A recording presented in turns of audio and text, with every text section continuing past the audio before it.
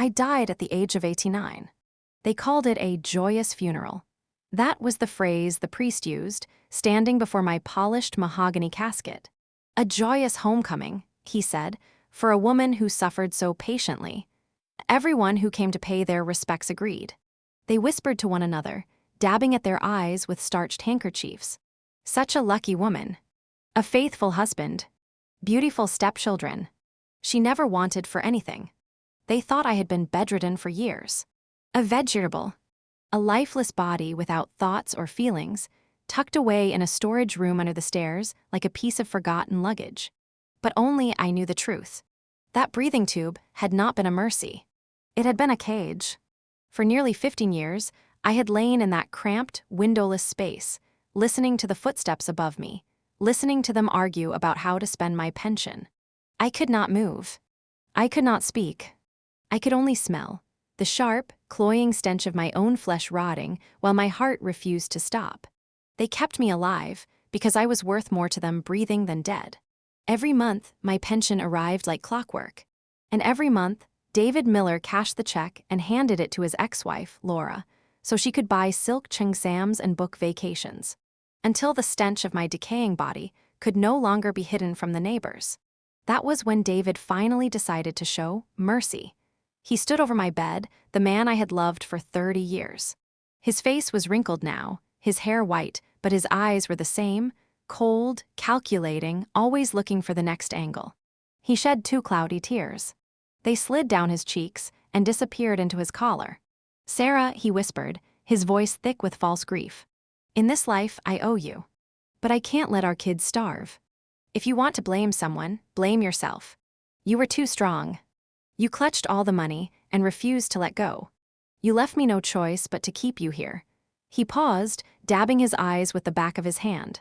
"Now that it's over, you're finally free." Then he turned away. That night, he used my funeral money to buy Laura Chen a thick gold bracelet.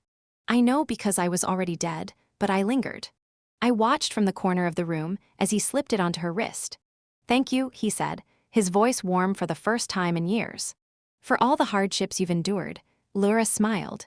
She had aged too, but she still wore her silk cheongsams like armor. "She was always too stubborn for her own good," she said, nodding toward my photo on the mantel. "If she had just let go of the money, we wouldn't have had to keep her like that."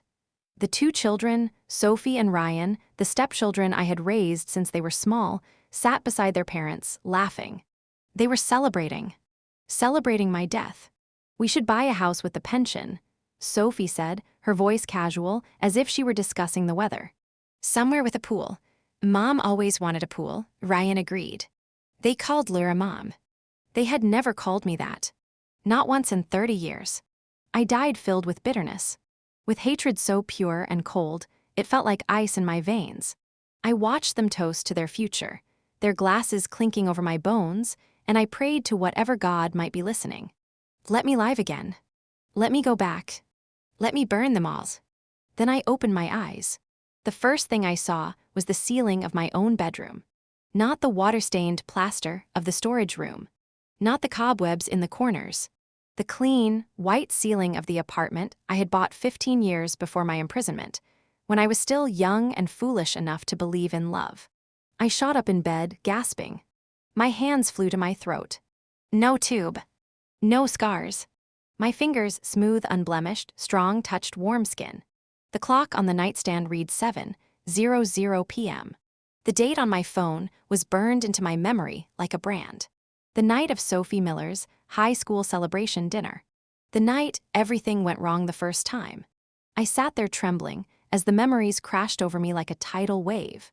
The years of confinement. The suffocating smell of that cramped room. The sound of my own rotting flesh. David's cold eyes. Sophie's sneer. Ryan's hatred. Laura's satisfied smile.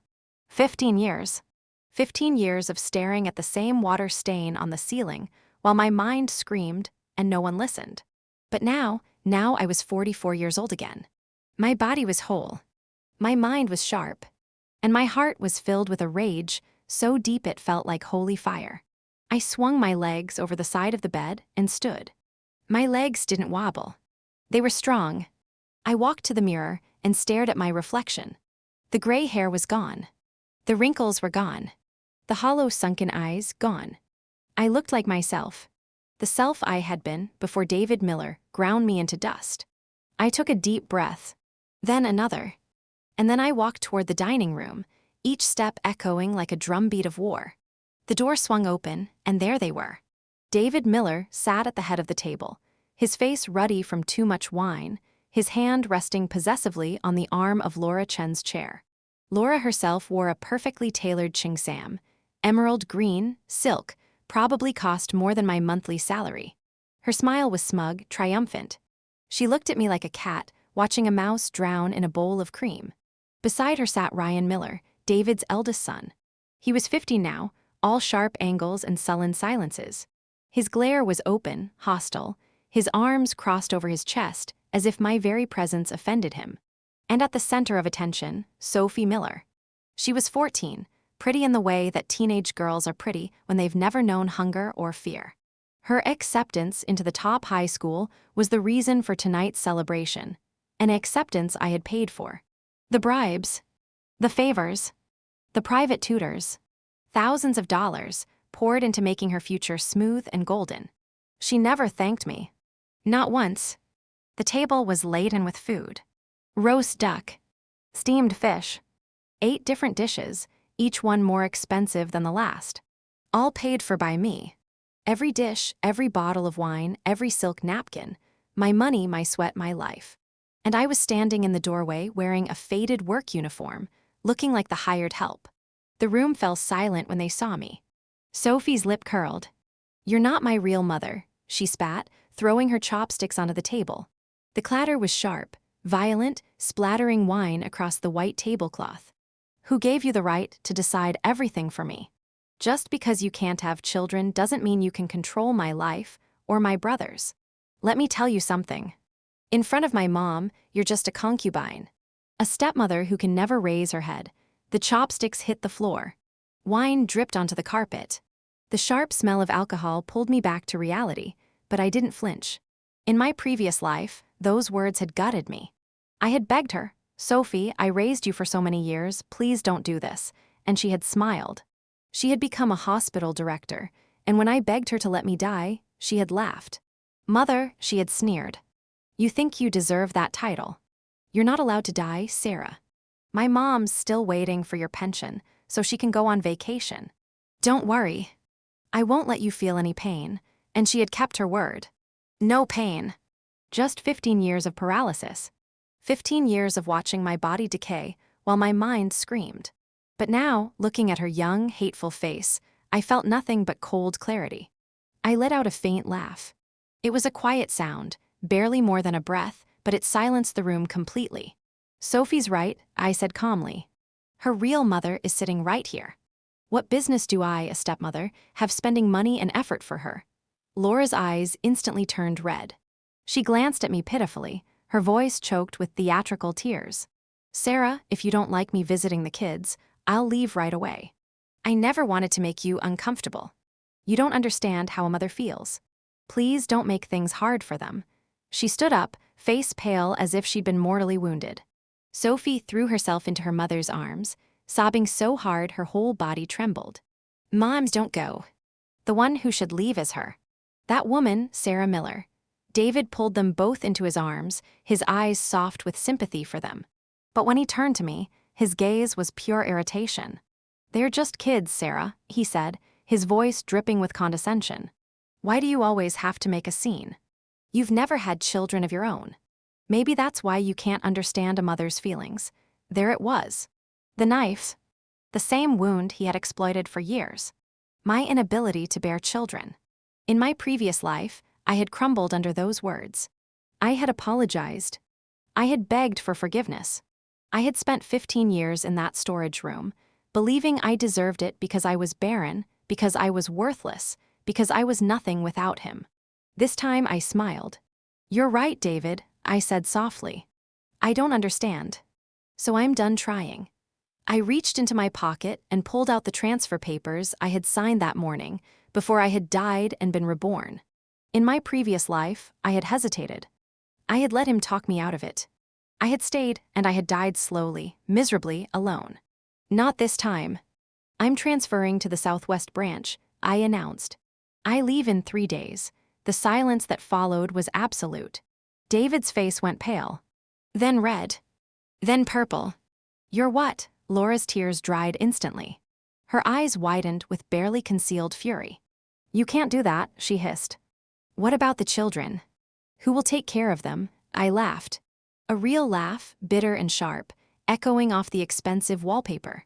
Their real mother, I said, gesturing to her. Isn't that what you wanted? Isn't that what you've always wanted?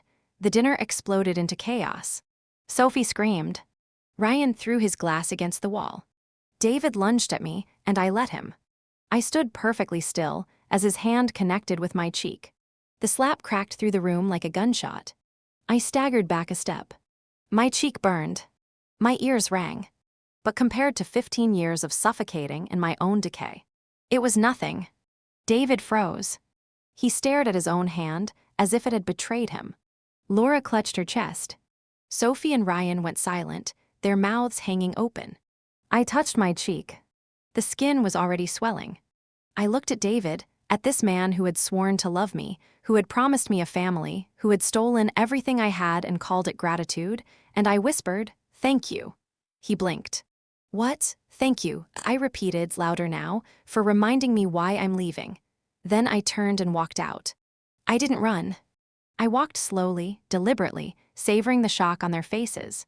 Behind me, I heard Laura's theatrical sobs. This is all my fault. I should have died the day I gave birth to them. David's voice, sharp and desperate. Sarah, if anything happens to Laura because of this, I'll never forgive you. I kept walking. 3 days later, I was on an overnight train heading south. The scenery outside the window shifted endlessly. Forests, mountains, rivers flashing by under the cold light of the moon. The rhythmic clatter of the track drowned out the chaos of my past. I closed my eyes and breathed. For the first time in 2 lifetimes, I was truly alone. And for the first time in 2 lifetimes, that felt like freedom. The Southwest was everything Ocean City was not.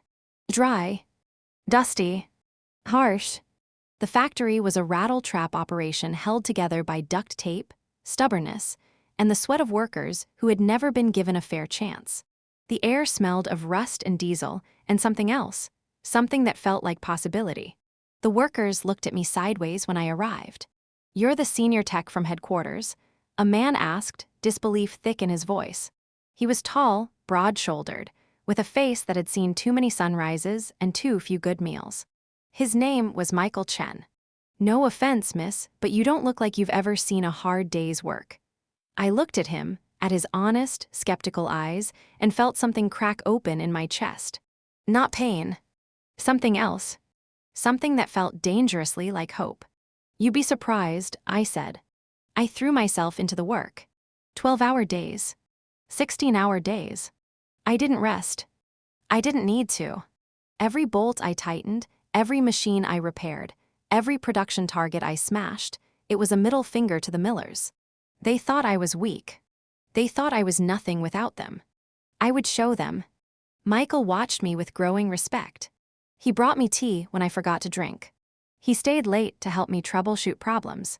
He never asked about my past, never pried, never looked at me with the kind of pity that made my skin crawl.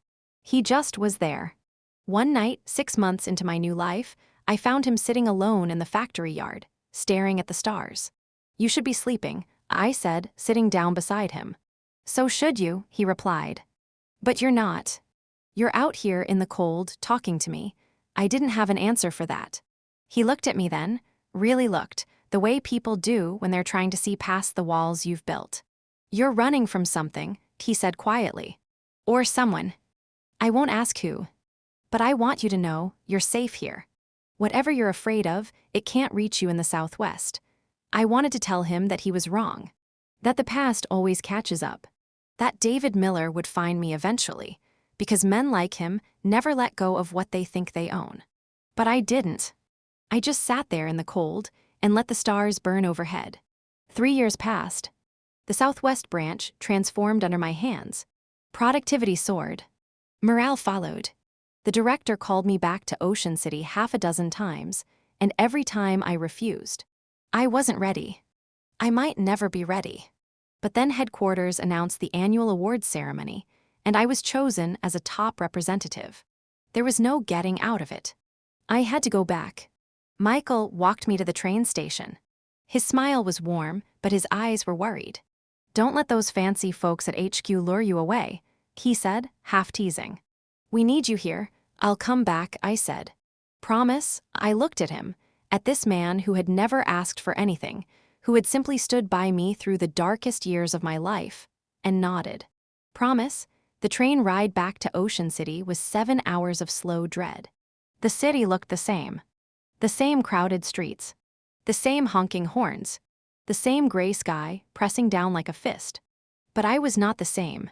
I stepped off the train, pulled my suitcase behind me, and walked toward the factory guest house. I didn't make it 10 feet. "Sarah," the voice stopped me cold. I turned. David Miller stood by the roadside, looking like a ghost of the man I had once known. His hair was streaked with gray now. His face was gaunt, his eyes hollow, his clothes hanging off a frame that had clearly lost too much weight too quickly. He looked at me like I was a lifeline. "Sarah," he repeated, stumbling toward me. "I heard you were coming back. I've been waiting here for 3 days." I stepped back. "Get away from me." He flinched as if I had slapped him. "Sarah, please. I just want to talk. You left so suddenly. You didn't even say goodbye." "The kids, my kids." I cut him off, my voice like ice. "You mean your kids? The ones who called me a concubine? The ones who told me I wasn't their real mother?" David's face crumpled. "They were wrong. I was wrong. I'm sorry, Sarah. I'm so sorry." "Sorry doesn't cover it." He blinked. "What?" I wanted to tell him. I wanted to scream about the 15 years in that storage room, about the breathing tube, about the smell of my own decay. But I couldn't. He wouldn't believe me. He would never believe me. David took my silence as hesitation. He stepped closer, his voice dropping to that familiar, manipulative softness. "Sarah, come home. We can start over. You're not getting any younger. Who else would want you besides me?" There it was. The same poison, different decade. I laughed. It was a hollow, broken sound. "You haven't changed at all, have you?" Before he could respond, a cab pulled up. I got in and slammed the door. David shouted something, but the engine drowned him out. I didn't look back. The factory gate was my sanctuary. I almost wept with relief when I saw it. But Laura Chen was standing at the front steps. She looked ruined.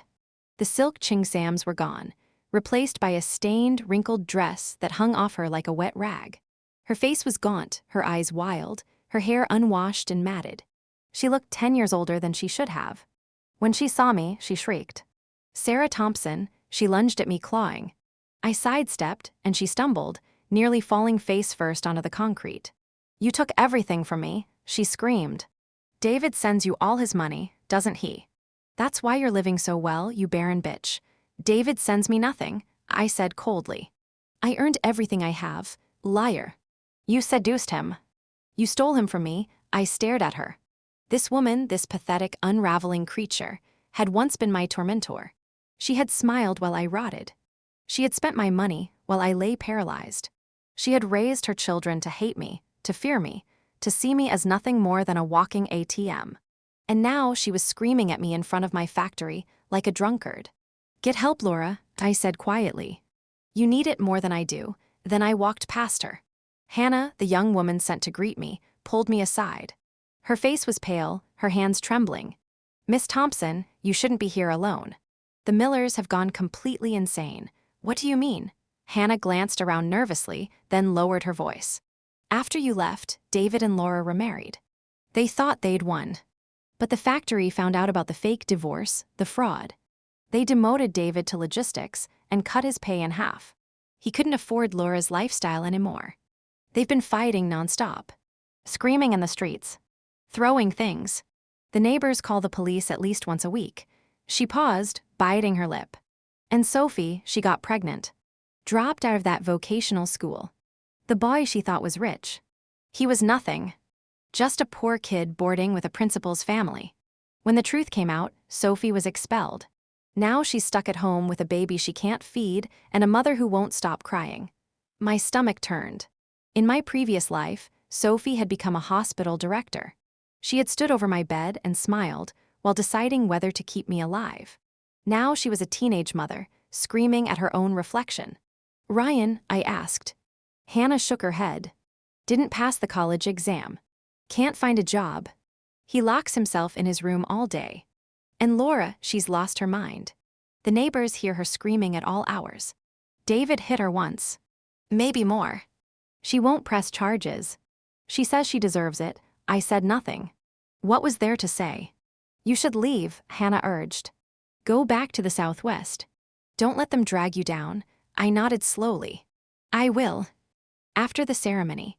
The award ceremony was a blur of flashbulbs and false smiles. I accepted my plaque, shook hands with executives who had never set foot on the factory floor, and escaped as soon as humanly possible.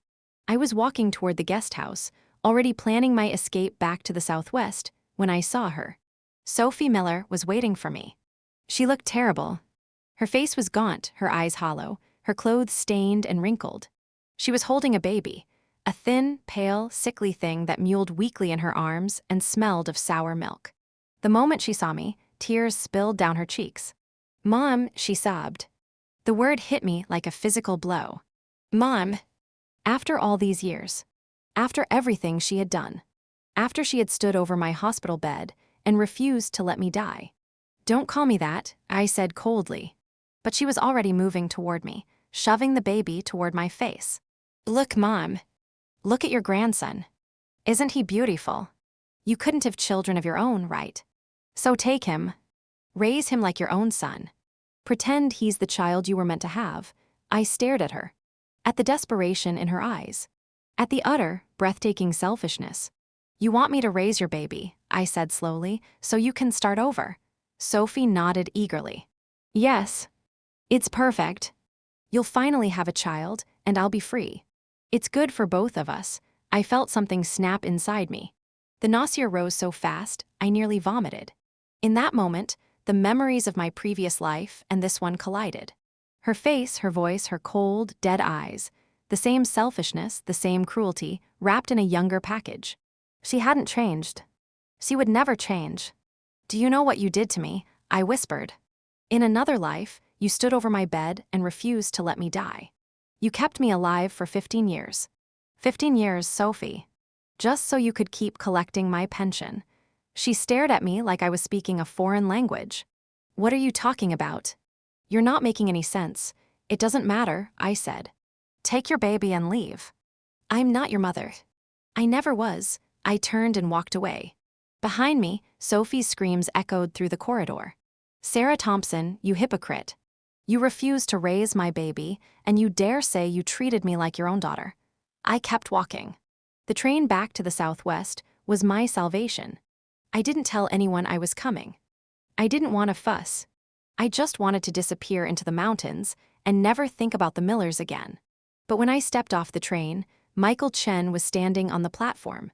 He was leaning against a pillar, arms crossed, smiling like he had all the time in the world. His work boots were scuffed. His shirt was untucked. He looked like he hadn't slept in days. When he saw me, his grin widened. "Welcome home," he said. My eyes stung. "How did you know I was coming back today?" He shrugged.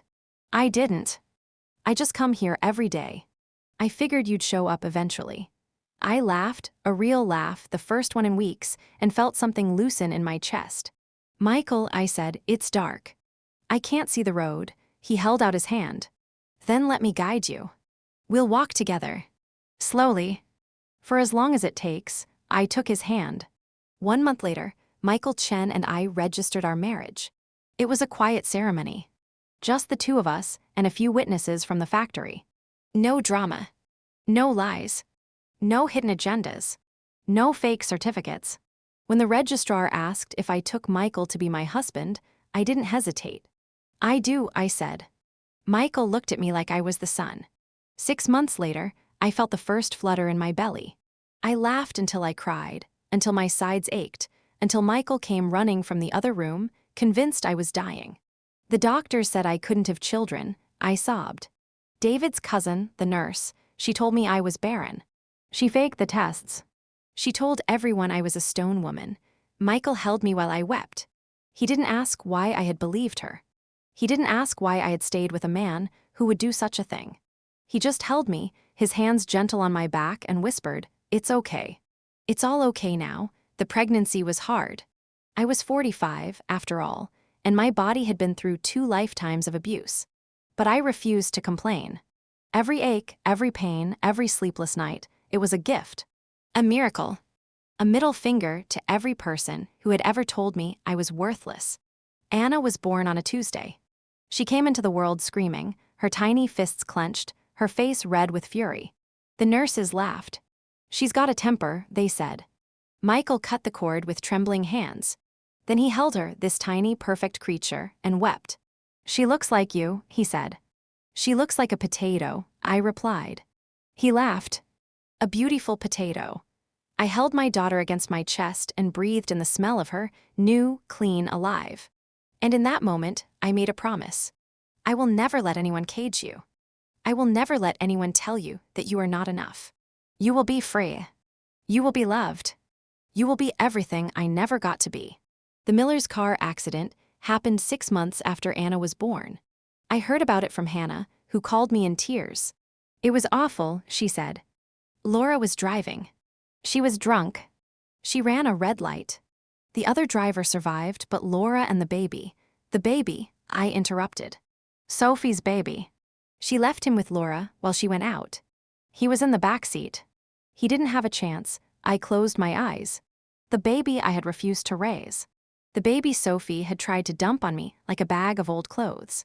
He was dead now, crushed in a metal coffin because his grandmother was too drunk to see a red light. Sophie survived, Hannah continued. Ryan too. But they're not right.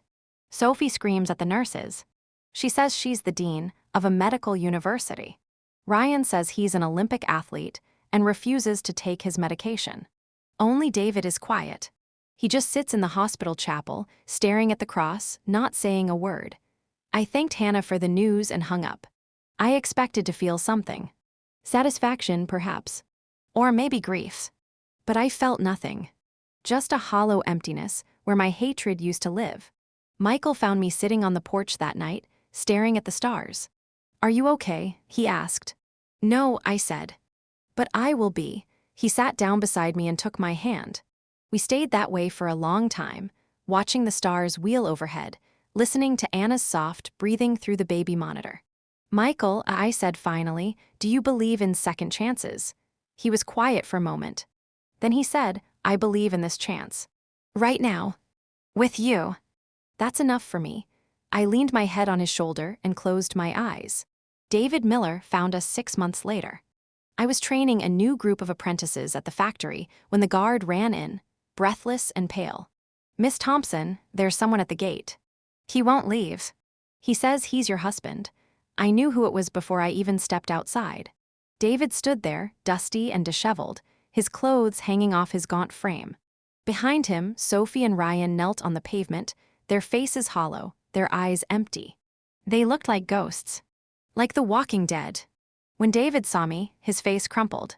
"Sarah," he whispered, stumbling toward me. "Laura's gone. The kids, they're not right anymore. The doctors say they'll never be right. Please. Come back. Let the 4 of us be a family again. I'll take care of you. I'll do better."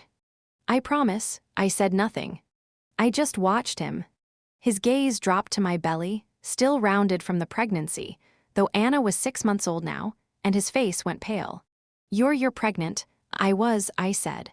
"I gave birth 6 months ago. A girl. Her name is Anna." David's mouth opened and closed. His eyes filled with tears. Real ones, this time, the kind he couldn't manufacture on command. "But you couldn't," the doctor said. "Your cousin," I said coldly, "the nurse you paid to lie to me. She lost her medical license." I made sure of it. Behind me, Michael appeared. He didn't say anything. He just stood there, solid and protective, his hand resting on my shoulder. Anna was in his other arm, wide-eyed and curious, sucking on her fist.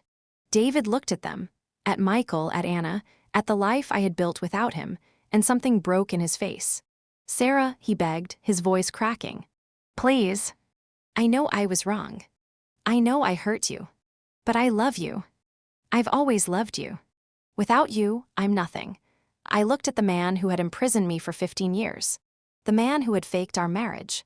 The man who had stolen my money, my dignity, my youth, my life. And I felt nothing. "You're not nothing, David," I said quietly. "You're worse than nothing. You're a ghost. And I'm done haunting you." I turned to Michael. "Call the police." David's face twisted. "Sarah, no," but I was already walking away. The police arrived within minutes. David screamed as they restrained him, screamed my name, screamed curses, screamed promises he could never keep. Sophie and Ryan didn't even resist.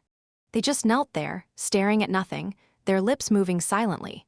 "Sarah," David howled, thrashing against the officers. "You can't do this. We were married. We were family." I stopped. I turned back. "No, David," I said. "We were never married. And we were never family. You made sure of that." Then I walked into the factory, into Michael's waiting arms, and closed the gate behind me.